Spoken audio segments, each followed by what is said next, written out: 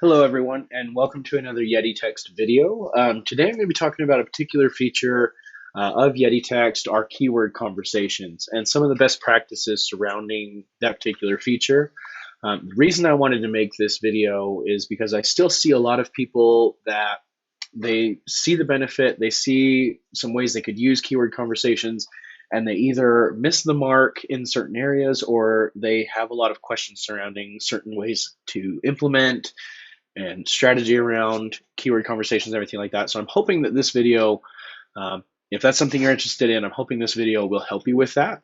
So what I want to start with is some of the benefits of these keyword conversations and some of the challenges that they help you remove. Obviously, some of the challenges surrounding conversations all involves lead generation, because that's the primary use case I see with conversations is lead generation.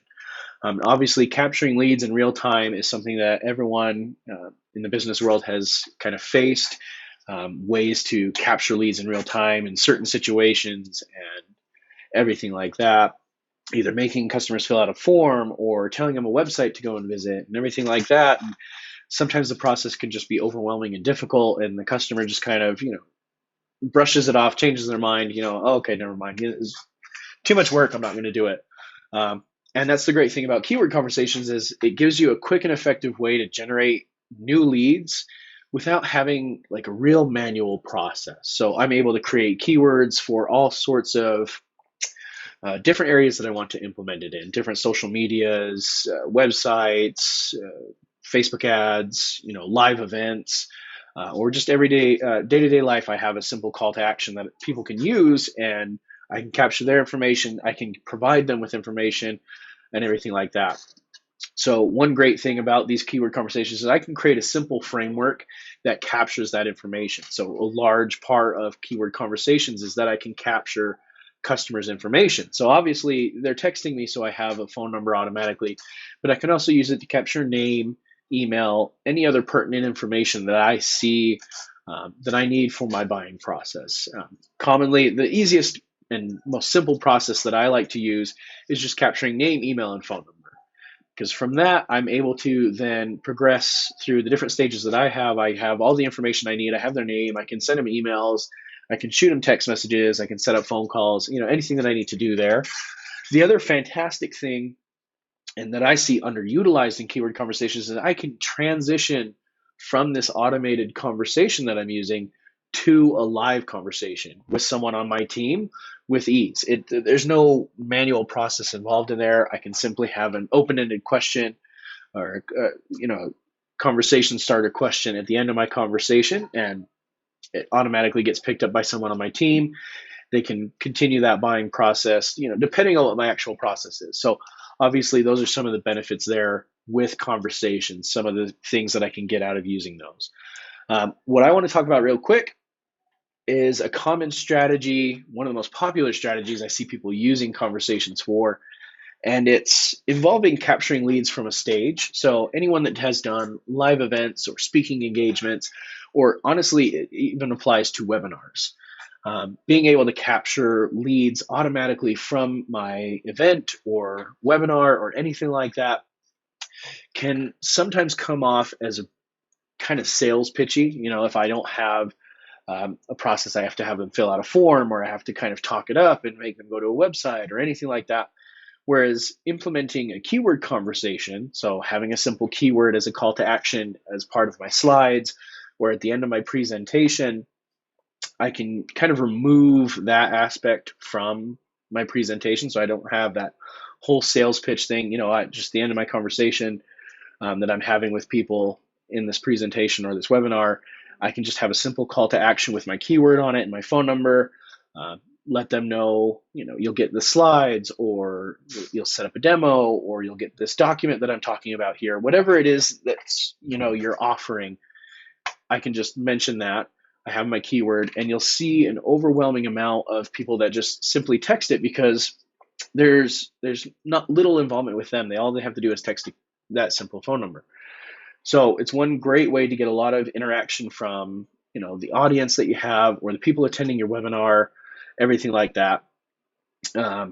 So that's one of the biggest ways that we see people using it, is just gathering leads from a stage or other type of presentation that they're doing live versus, having forms or telling people to go to a booth if it's a live event, anything like that. I have a simple process when I'm using these keyword conversations. What I want to do right now is just kind of break down the conversation framework. So right here you can see I have the anatomy of an auto conversation kind of broken down right here from YetiText. Now, if you want to see this document or have us send it to you and you want to kind of look at it closer, break it down, anything like that, feel free to reach out to YetiText. You can ask us about this document and we can provide that to you. What I want to do is just kind of take a few key points, probably the biggest points that I see missed when it comes to these keyword conversations, and just kind of highlight those. Biggest thing is the keyword selection. This is something that I see people overthink a lot. And I think that's part of the problem, is you tend to overthink, what keyword do I want to use? And the funny thing is you'll either see people go over complicated or too simple. And I know too simple sounds really silly. But what I mean by too simple is I'm using keywords, or they implement keywords that are used in everyday conversation. So I do something super simple that somebody might end up using in just a back and forth conversation. And the reason that you want to avoid that is you want this automated conversation to be triggered on purpose. You don't want it to be triggered on accident. You want the person who's triggering it to know exactly what they're doing. They're texting this keyword for a particular reason. You don't want it triggered on accident, because one, that can cause confusion, especially if you're in a live conversation. All of a sudden you have this automated reply going off and everything like that. So doing something simple and surrounding whatever your offer is, whatever this call to action involves, like a demo. In the case here that you see inside of this document, they're trying to set up a demo for YetiText. So that's the keyword that we're using. And we don't see people using that word alone in conversation a lot. So that's a perfect example of how something simple is triggered on purpose. The other thing, overcomplicated, is people tend to try and use two words, like text initiative 5 to this phone number, which really doesn't work. It's either hard to remember, or it gets messed up somewhere when that customer tries to text that keyword. The other thing I want to highlight is capturing both name and email. That is an important factor, because when you think about it, when I capture name and email, I have their phone number from the text, but when I have name and email as well, I have all the information that I need to continue to communicate with this customer. I have their name, I have an email that I can reach out to, I have a phone number that I can text, and I'm able to continue to market to that person or talk to that person. Whereas if I miss any of that information, I'm either missing their name, so I don't know who I'm talking to, which limits my ability to respond like personally. And if I don't have their email, then I'm stuck trying to contact them through one means of communication, which is phone number. The other thing, which we have a perfect example in this document, is avoiding word walls. Obviously, you want to keep your conversations flowing quickly and being straight to the point, whereas you can see in this document, I have a perfect example of a word wall. I have a super wordy text message here, where I just tried to add too much information. And I see it a lot. People get way too excited. They want to add all this information because this is a cool feature. They want to get all this information to this customer. And text is a conversational tool. It's allowing us to communicate effectively. So I don't want to try and add a whole email's worth of content in a text message. So avoid these word walls, keep it simple. The other thing I want, which is number 4 right here, which is ending my conversation with a question that's designed to get them to respond. This is the biggest thing that I see missed. It's the biggest thing that I see underutilized, is when someone ends their conversation, they've captured name, email, they've all done that correctly, but they end the conversation. There's nothing afterwards that provides the customer with any sort of expectation. So they're not saying what's going to happen, and they don't ask an open-ended question. Now, the reason you want to do that is because, like we talked about before, I can take this conversation that's automated and push it to a live conversation. Asking an open-ended question allows me to do that. It gets the customer to respond. Someone on my team is ready to respond back, and then they can continue that conversation. And this is particularly effective in a situation where this person might be in a buying decision. So depending on what my business is, if that person could reach a buying decision in this moment, I'd want to go into a live conversation so that my team member can take it over.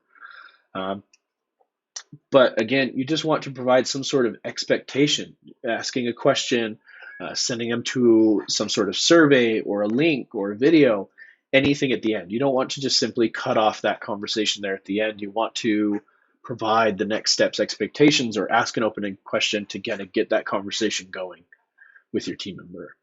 So again, this was just a real quick kind of overview of some of the key points we see missed a lot with keyword conversations. I'm hoping this helps you if you're interested in the feature and you want to use it. Kind of helps you just understand some of the nuances that you want to be able to do. So again, keeping your conversation short and sweet. I say 3 steps is the ideal length. You don't really need much more than that to get the information you need to continue to market or to communicate with that customer. Capturing both name and email is important because we've talked about that again. It gives you all the information you need to continue to communicate through several different types of communication. So email, and then their phone number to text and call. Avoid word walls. Don't try and throw all the content you want into that conversation. Keep it to the point. And email is still an important factor. So with these keyword conversations, I'm able to trigger my automation and workflows through Drip, ActiveCampaign, HubSpot, whatever I'm using. I can continue to market to them or deliver content through email through the different automation and workflows that I have inside of HubSpot or Keep or anything like that. I'm able to do that. And then again, transitioning to a live conversation when appropriate, using that starter question to kind of transition from automated to a live conversation. Now, if you'd like to learn more or you want to see how to put together an automated conversation or you want that document, feel free to reach out to YetiText support. We'd be happy to kind of walk you through how to actually set up a conversation, how to connect it to HubSpot or ActiveCampaign or whatever CRM you're using, how to connect it to that and continue through your workflows and everything like that. Be happy to help you with that. So if you don't have any other questions, have a great day. We look forward to seeing you.